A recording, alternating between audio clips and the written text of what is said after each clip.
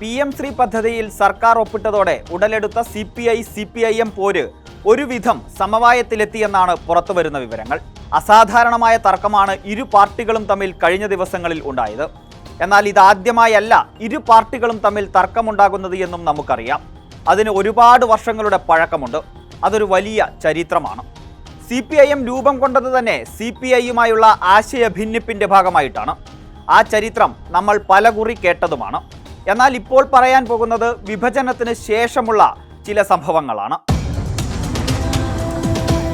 1964 communist party വിഭജനത്തിന് ശേഷം 1965 നടന്ന തിരഞ്ഞെടുപ്പിൽ കേരളത്തിൽ മത്സരിച്ച 55 CPI സ്ഥാനാർത്ഥികളിൽ വെറും 3 പേർ മാത്രമാണ് വിജയിച്ചത്. CPIM ആകട്ടെ 73 സ്ഥാനാർത്ഥികളെ മത്സരിപ്പിച്ചപ്പോൾ 40 പേർ വിജയിച്ചു. CPIM ഏറ്റവും വലിയ ഒറ്റക്കക്ഷിയായെങ്കിലും കേവല ഭൂരിപക്ഷം ഉറപ്പിക്കാനാകാത്തതോടെ കേരളം രാഷ്ട്രപതി ഭരണത്തിലേക്ക് പോയി. പിന്നീട് 1967 തിരഞ്ഞെടുപ്പ് നടക്കുന്നത്. അതിനു മുൻപ് 1966 സെപ്റ്റംബറിൽ തന്നെ EMSന്റെ നേതൃത്വത്തിൽ സപ്തകക്ഷി മുന്നണി രൂപീകരിച്ചു. CPIയും CPMും ഉൾപ്പെടെ 7 പാർട്ടികൾ ചേർന്നതായിരുന്നു മുന്നണി. തിരഞ്ഞെടുപ്പിൽ സപ്തകക്ഷി മുന്നണി മിന്നും വിജയം നേടി. കോൺഗ്രസും കേരള കോൺഗ്രസും വൻ തിരിച്ചടി നേരിട്ടു.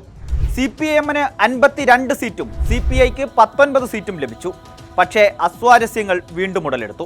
മന്ത്രിമാർക്കെതിരെ CPIയും CPIMും പരസ്പരം ആരോപണങ്ങൾ ഉന്നയിച്ചു. മുഖ്യമന്ത്രി EMS ജുഡീഷ്യൽ അന്വേഷണം പ്രഖ്യാപിച്ചു. MN ഗോവിന്ദൻ നായരെയും TV തോമസിനെയും അന്വേഷണ പരിധിയിൽ കൊണ്ടുവരും വിധം EMSന്റെ കുശാഗ്രബുദ്ധി പ്രവർത്തിച്ചു. അതോടെ പ്രശ്നങ്ങൾ കൂടുതൽ വഷളായി. MN ഗോവിന്ദൻ നായരും TV തോമസും EMSനെ നിയമസഭാ പ്രസംഗത്തിൽ കടന്നാക്രമിച്ചു. പിന്തുണ പിൻവലിച്ചു. EMS മുഖ്യമന്ത്രി സ്ഥാനം രാജിവെക്കുകയാണ്. ഇടക്കാല തെരഞ്ഞെടുപ്പാണ് പ്രതീക്ഷിച്ചതെങ്കിലും വൻ ട്വിസ്റ്റ് സംഭവിച്ചു. രാജ്യസഭാംഗമായിരുന്ന C അച്യുതമേനോൻ കോൺഗ്രസ് പിന്തുണയോടെ മുഖ്യമന്ത്രിയായി. K കരുണാകരന്റെ ചാണക്യതന്ത്രം.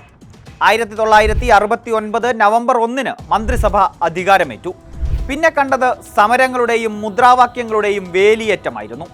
CPIയും CPMും ഇരുപക്ഷങ്ങളിലായി നിന്ന് പോരടിച്ചു. ചരിത്രത്തിൽ അനേകം മുദ്രാവാക്യങ്ങൾ എഴുതപ്പെട്ട നാളുകളായിരുന്നു അത്. CPI വലത് കമ്മ്യൂണിസ്റ്റും CPM ഇടത് കമ്മ്യൂണിസ്റ്റുമായി ചിത്രീകരിക്കപ്പെട്ടു.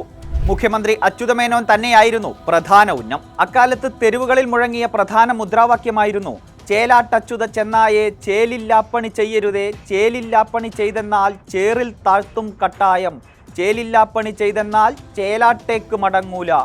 CPMുകാർ അച്യുതമേനോനെ അറുകലമേനോൻ എന്നും വിളിച്ചപ്പോൾ CPIക്കാർ അച്യുതമേനോൻ അത്ഭുതമേനോൻ എന്ന് വിളിച്ചു.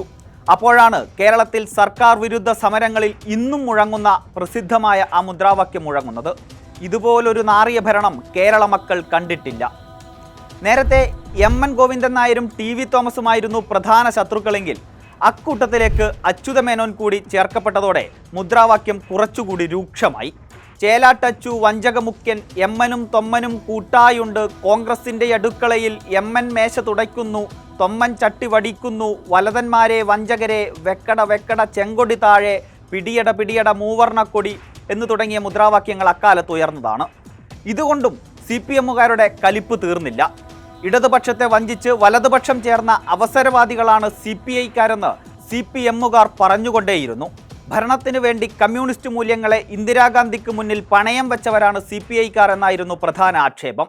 MNും തൊമ്മനും കമ്മ്യൂണിസ്റ്റ് അല്ല, ചേലാട്ടച്ചു പണ്ടേ അല്ല, വെക്കട ചെറ്റേ ചെങ്കൊടി താഴെ, പിടിയട മൂവർണക്കൊടി, ഇന്ദിരയുടെ അരമനയിൽ ചെങ്കൊടി പണയം വെച്ചവരെ, വെക്കട വലത ചെങ്കൊടി താഴെ, പിടിയട വലത മൂവർണക്കൊടിയെന്ന് തെരുവുകളിലും നാട്ടിടവഴികളിലും CPMുകാർ മുദ്രാവാക്യം മുഴക്കി.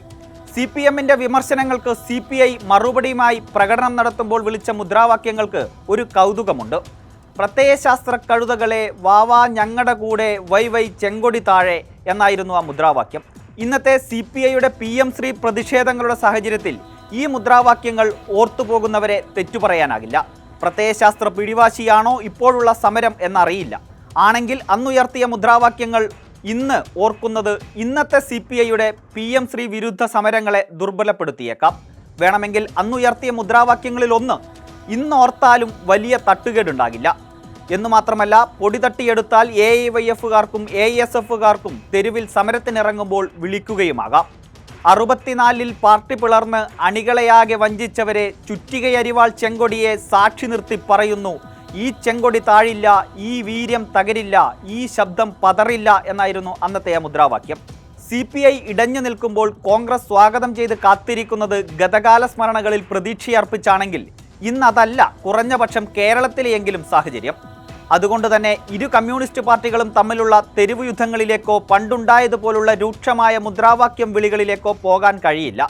അതുകൊണ്ട് തന്നെയാണ് സമവായങ്ങൾക്ക് ഇരു പാർട്ടികളും തയ്യാറാകുന്നതും.